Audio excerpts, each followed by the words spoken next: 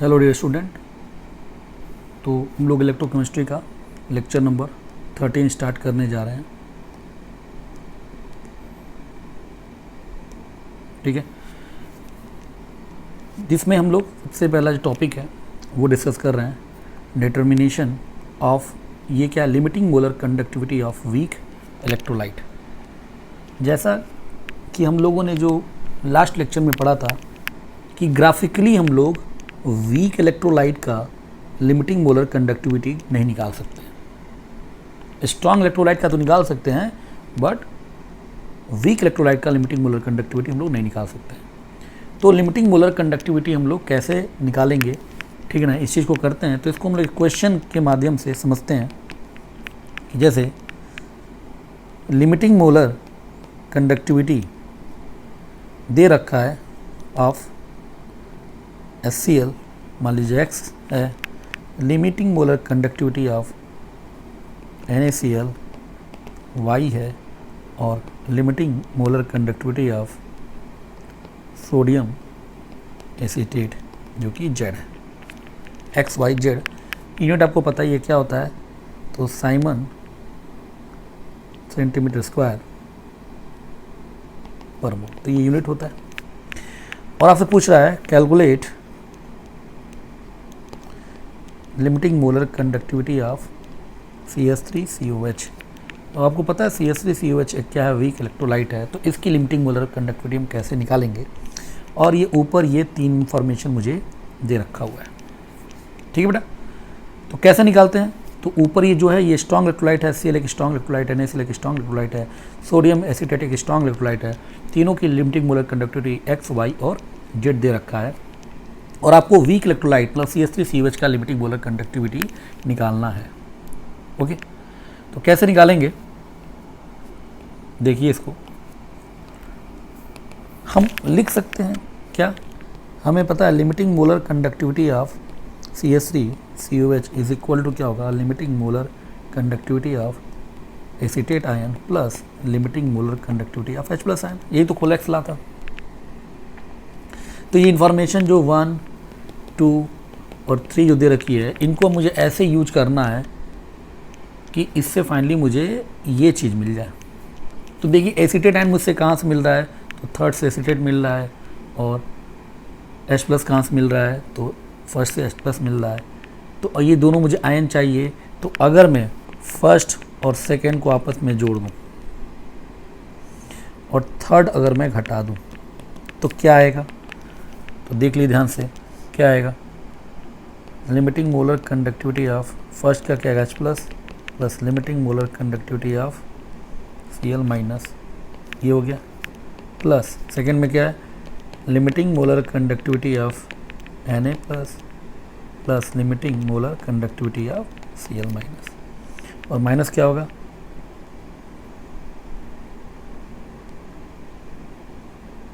ठीक है, sorry first और थर्ड को जोड़ेंगे, सेकेंड को माइनस करेंगे, तो यहाँ लगा लीजिए माइनस, और प्लस क्या आएगा, थर्ड को जोड़ना है तो लिमिटिंग मोलर कंडक्टिविटी ऑफ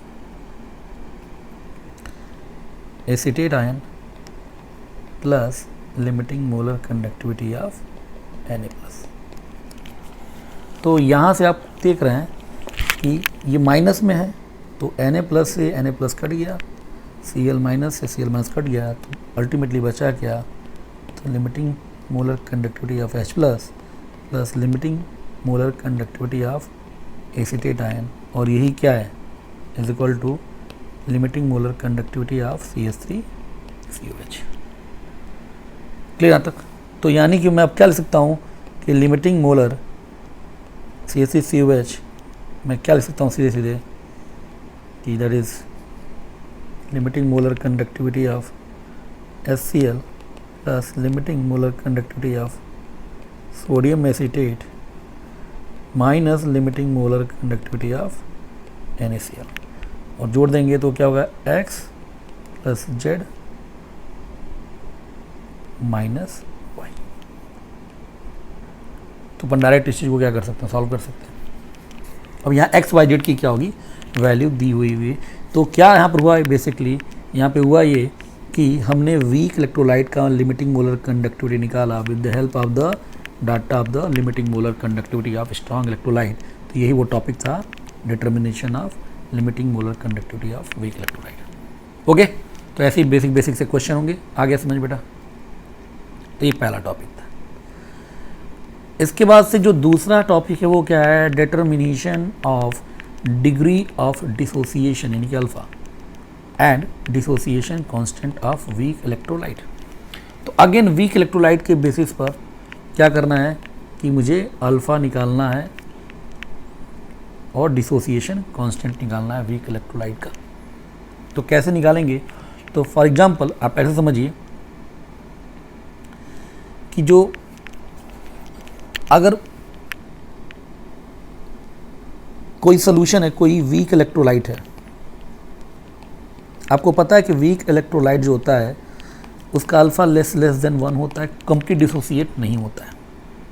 तो अगर इसका कंसंट्रेशन m है तो लिमिटिंग मोलर कंडक्टिविटी जो होगी, मान लो कि वो क्या है, मोलर कंडक्टिविटी कुछ होगी और उसका कुछ ना कुछ डिसोसिएट हुआ होगा, मान लीजिए क्या डिसोसिएशन, वो अल्फा है। ओके, और अभी हमने जितना ही क्या होगा अल्फा बढ़ेगा उतनी ही मोलर कंडक्टिविटी क्या होगी आपकी बढ़ेगी। और एक केस मान जब इनफाइनाइट डाइल्यूशन होगा, क्या होगा, इनफाइनाइट डाइल्यूशन। इनफाइनाइट डाइल्यूशन में क्या होता है कि वही हो जाती है लिमिटिंग मोलर कंडक्टिविटी, और उस केस में अल्फा की वैल्यू क्या आती है, 1 हो जाती है। यानी पूरी तरह से क्या हो जाता है, पूरा वीक कोई भी इलेक्ट्रोलाइट कंप्लीट डाइल्यूशन पे क्या हो जाता है, इनफाइनाइट डाइल्यूशन पे वो 100% टूट जाता है। तो अल्फा का जो फॉर्मूला है वो क्या होगा, that is molar conductivity at any concentration upon limiting molar conductivity, है ना, जिसमें ये फॉर्मूला गया। तो ये आप लोग को याद रखना है। डिग्री ऑफ डिसोसिएशन कैसे निकालेंगे किसी भी वीक इलेक्ट्रोलाइट का, तो molar conductivity eight given concentration upon limiting molar conductivity, है ना। कैसे, ये क्या है, molar conductivity eight given concentration, और ये क्या है, ये तो आपका क्या है, लिमिटिंग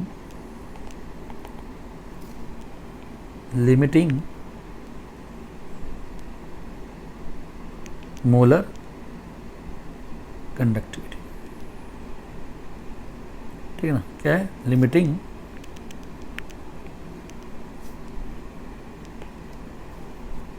मोलर कंडक्टिविटी। एक तो ये चीज़ हो गया, यानी कि अल्फा का फॉर्मूला है molar conductivity upon limiting molar conductivity. अगर ये दिया होगा मोलर कंडक्टिविटी और लिमिटिंग मोलर कंडक्टिविटी, तो आसानी से आप अल्फा क्या कर सकते, निकाल सकते हैं। और अल्फा क्या है, that is the degree of dissociation of weak electrolyte, ठीक है। अब तो मान लीजिए कि अगर आपका वीक इलेक्ट्रोलाइट वो क्या है, CH3COH एक वीक इलेक्ट्रोलाइट है और ये डिसोसिएट होगा CH3CO माइनस और H+ में, और मान लीजिए इसका अल्फा डिग्री ऑफ डिसोसिएशन है CH3COH का, है ना, आयनिक में पढ़ रखा होगा आपने। तो यहाँ क्या होगा बेटा, मान लीजिए इनिशियल इसका कंसंट्रेशन CA=0 पे, at equilibrium alpha degree of dissociation होगा तो क्या बन जाएगा, C माइनस C अल्फा। ये कितना बनेगा, C अल्फा C अल्फा। तो इक्विलिब्रियम कांस्टेंट इसी को बोलते हैं, चाहे इक्विलिब्रियम कांस्टेंट बोलिए चाहे डिसोसिएशन कांस्टेंट बोलिए, वो क्या होगा, तो CH3CO माइनस H+ अपॉन यानी प्रोडक्ट अपॉन रिएक्टेंट लिख लिया मैंने। और इसका इक्विलिब्रियम कंसंट्रेशन क्या है, तो C alpha into C alpha upon C minus C alpha. तो यहाँ से जो इक्विलिब्रियम कांस्टेंट की वैल्यू आएगी वो होगी C alpha square upon 1 minus alpha. तो ये आपने आयनिक में भी पढ़ रखा है। तो यही जो के इक्विलिब्रियम है इसका नाम क्या है, डिसोसिएशन कांस्टेंट बोलिए चाहे इसको इक्विलिब्रियम कांस्टेंट बोलिए। ओके, तो ये दो फॉर्मूले जो याद रखने हैं, एक तो ये फॉर्मूला नंबर 1 और formula number 2, alpha equal to molar conductivity upon limiting molar conductivity. ये दो फॉर्मूला आप लोगों को याद रखना है। यहाँ तक क्लियर। अब इसी फॉर्मूला पे बेस हम लोग का अगला क्वेश्चन है। क्वेश्चन देखिए क्या है, the conductivity of an aqueous solution of weak monoprotic acid, है ना, इज 3.4 10 की पावर, मतलब कि 3.4 इंटू 10 की पावर -4। तो क्या दे रखा है, ये हम यहाँ से उठा लेते हैं क्वेश्चन को।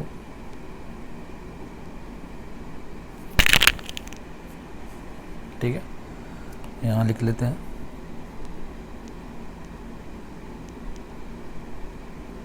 ओके, तो ये आपके सामने क्वेश्चन है। तो पहला क्या है, पे कंडक्टिविटी दे रखा है 3.4, कंडक्टिविटी दे रखा है 3.4। तो इसको हम लोग सॉल्व करते हैं। तो कंडक्टिविटी है ना, मैंने के 3.4 इंटू 10 की पावर -4 पर ओम पर सेंटीमीटर ये दे रखा है। एट अ कंसंट्रेशन, तो कंसंट्रेशन कितना है, तो 0.02 मोलर इसका कंसंट्रेशन है। एट दिस कंसंट्रेशन अल्फ़ा दे रखा है, इसका अल्फ़ा क्या है 0.05 इस कंसंट्रेशन पे। Then calculate the value of limiting molar conductivity और साथ साथ में डिसोसिएशन कांस्टेंट। तो भी फॉर्मूला क्या अल्फ़ा का, तो molar conductivity upon limiting molar conductivity formula है। तो यहाँ पे लिमिटिंग निकालना है, तो लिमिटिंग मोलर कंडक्टिविटी क्या होगा, तो molar conductivity upon alpha. Alpha दे रखा है लेकिन मोलर कंडक्टिविटी तो दे नहीं रखा है। मोलर कंडक्टिविटी का क्या फार्मूला होता है बेटा, तो यहाँ देख लेते हैं। मोलर कंडक्टिविटी का जो फार्मूला होता है वो याद करो, K इंटू 1000 अपॉन M पढ़ रखा है। तो यहाँ से निकालिए K कितना होगा, दे रखा है K 3.4 10 की पावर -4 10 की पावर 3 अपॉन कंसंट्रेशन कितना है 0.02, तो 0.02।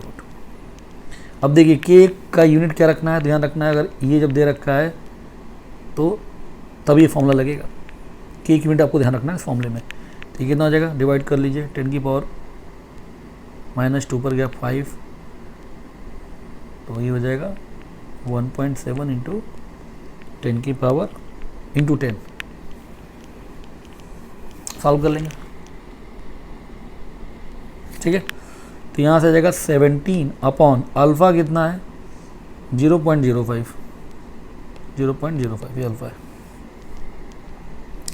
तो लिमिटिंग यहाँ से आगे लिमिटिंग मोलर कंडक्टिविटी, तो पहला पार्ट हो गया लिमिटिंग मोलर कंडक्टिविटी कितना हो जाएगा 17/5 यानी 1700/5। कोई दिक्कत,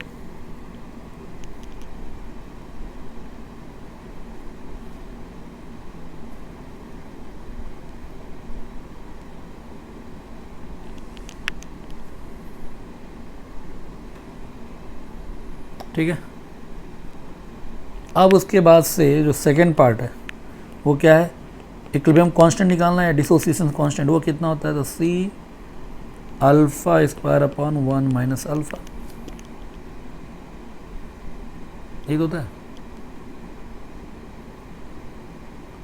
तो यहाँ से इक्विलिब्रियम कांस्टेंट की वैल्यू आप निकाल लीजिए। C दे रखा कितना, दैट इज 0.02 अल्फ़ा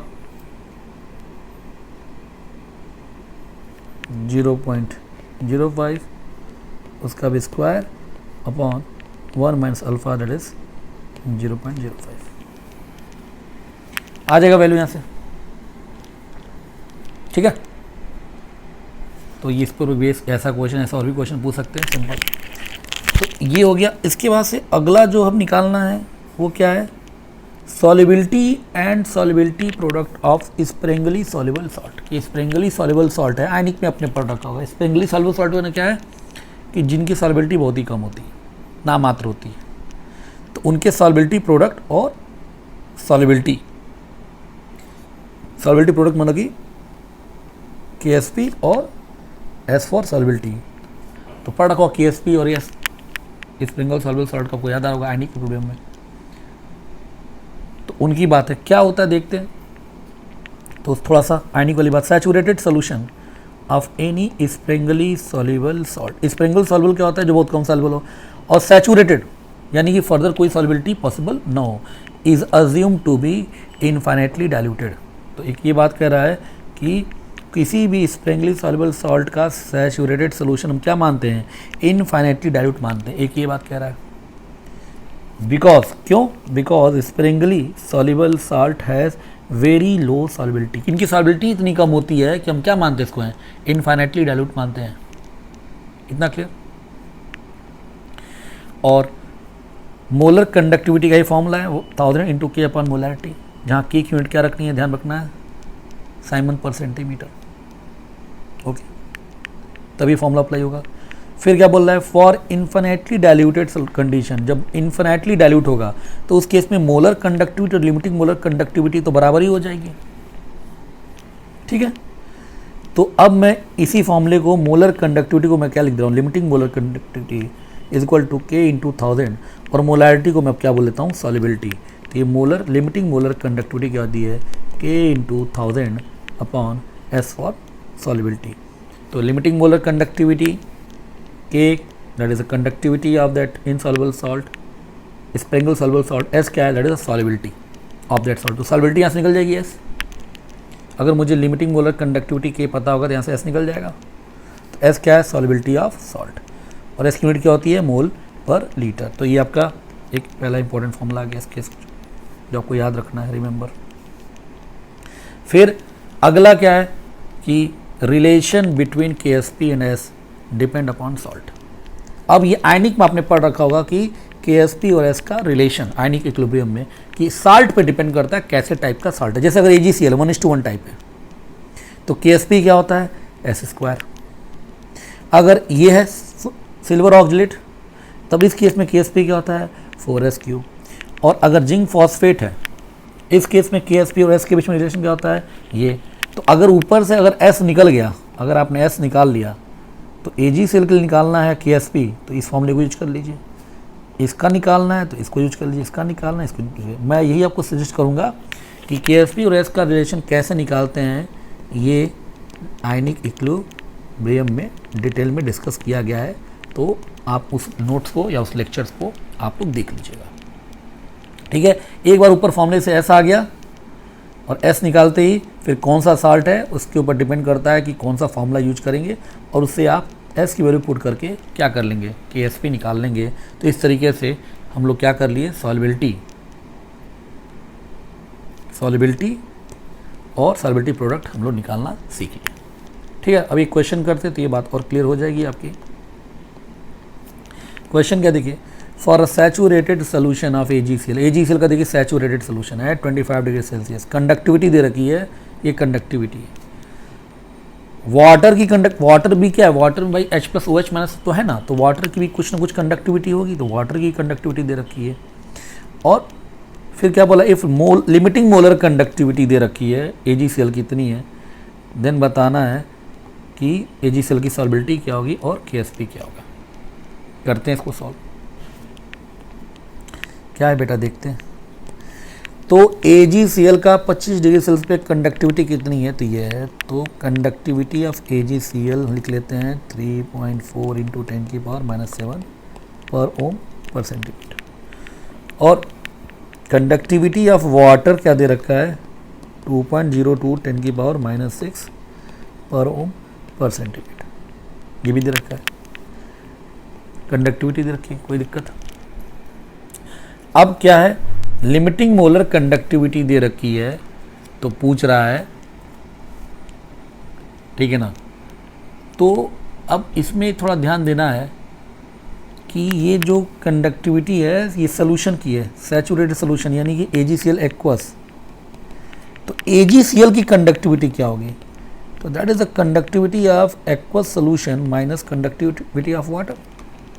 क्योंकि इसमें क्या है, सोल्यूशन में AgCl और पानी दोनों है, तो सिर्फ AgCl कंडक्टिविटी क्या होगी, that is 3.4 into 10⁻⁻6 minus 2.02 into 10⁻⁻6। That is very important point. तो यहां से क्या हो जाएगा बेटा, दिस इज 1.38 इंटू 10⁻⁻6 पर ओम पर सेंटीमीटर। ये क्या है, that is a conductivity of AgCl। और ये क्या गिवन है, this is the conductivity of AgCl solution. Okay, अब मुझे सॉल्बिलिटी निकालनी, what is the formula of solubility? तो limiting molar conductivity K into 1000 upon S। तो क्या है limiting molar conductivity data AgCl का? वो है 138 इज इक्वल टू K कितना भी निकाला हमने 1.38 इंटू 10⁻⁻6 इंटू 1000 10⁻3 और S निकालना है। तो S क्या हो जाएगा यहाँ से 1.38 इंटू 10⁻⁻3 अपॉन 138। तो यहाँ से क्या हो जाएगा 10⁻⁻5 मोल पर लीटर। तो पहला पार्ट हो गया, सॉल्बिलिटी आ गई। अब दूसरा पार्ट क्या पूछ रहा है KSP। तो KSP क्या होगा AgCl के लिए? अभी पढ़ाया मैंने S स्क्वायर 10⁻⁻5 का स्क्वायर आंसर क्या हो जाएगा 10⁻⁻10। क्लियर बेटा? KSP भी निकल गया और S भी निकल गया। So it's a good question. अब जो चौथा जो पार्ट है वो क्या निकालना है? अगला जो determination of KW ionic product of water. ये सब आयनिक इक्विलिब्रियम से रिलेटेड टॉपिक है। And K and KB dissociation constant of water. तो ये कैसे निकालते हैं पानी का आयनिक प्रोडक्ट और डिसोसिएशन कांस्टेंट? तो देखते हैं। अब H2 आपको पता है वीक इलेक्ट्रोलाइट है, H+ और OH- में टूटता है लेकिन बहुत ही कम टूटता है। तो मोलर कंडक्टिविटी क्या हो गया भाई? आयंस है तो K इंटू 1000 अपन है। लेकिन आपको पता है कि बहुत कम आयन टूटते हैं तो ये इनफाइनाइट डाइल्यूशन का ही केस हो गया। तो molar conductivity limiting molar conductivity की क्या होगी? बराबर होगी। तो लिमिटिंग मोलर कंडक्टिविटी क्या हो जाएगी? तो K into 1000 upon concentration of H+। तो ये फॉर्मूला हो गया। अब यहाँ पर क्या होगा कि अगर मुझे लिमिटिंग मोलर कंडक्टिविटी दिया होगा, K पता होगा, तो यहाँ से H+ निकल जाएगा और H+ निकल गया तो पहला पार्ट हो जाएगा। और जब H+ आ गया तो आपको पता KW का क्या फॉर्मूला होता है? H+ into OH-। इसको बोलते हैं आयनिक प्रोडक्ट ऑफ वाटर। और पानी में H+ और OH- का कंसंट्रेशन क्या होता है? बराबर होता है। तो मैं इसको ऐसा भी लिख सकता हूँ H+ का होल स्क्वायर। तो अगर आपको H+ पता चल गया तो उसका होल स्क्वायर कर देंगे तो वही क्या हो जाएगा KW। समझ में आ रहा है? तो यहाँ से H+ निकल जाएगा और यहाँ से उसका स्क्वायर करके KW, that is ionic product of water. और तीसरी चीज़ Ka या KB, दैट इज़ अ फिर आयनिक में पड़ा होगा एसिड डिसोसिएशन कांस्टेंट और Kb क्या है? Base dissociation constant. उसका फॉर्मूला क्या होता है? तीसरा फॉर्मूला आयनिक प्रोडक्ट को 55.5 से डिवाइड कर दीजिए। ये सब कुछ आयनिक इक्विलिब्रियम में कवर होता है। तो ये तीनों फॉर्मूले आपको ध्यान में रखना है।